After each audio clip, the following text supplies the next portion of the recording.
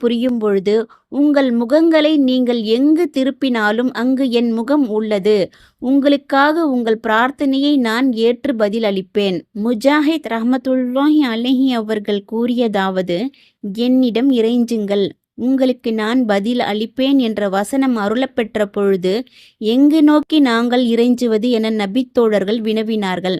அப்பொழுதுதான் இந்த வசனம் அருளப்பெற்றது. அடுத்து, அல்லாஹ் தாராளமானவனும் நன்கறிந்தோனும் ஆவான் என்று இவ்வசனம் கூறுகிறது. அதாவது, அல்லாஹ் தனது கருணை, தயாளம், நிறைவாக வழங்கும் தன்மை ஆகியவற்றின் மூலம் தன் படைப்புகள் அனைவருக்கும் தாராளமாக வழங்குகின்றான். அனைவரின் செயல்களையும் அவன் நன்கறிகின்றான். அந்த செயல்களில் எதுவும் அவனுக்கு மறைந்ததல்ல, அவனது ஞானத்தை விட்டு விலகியதும் அல்ல.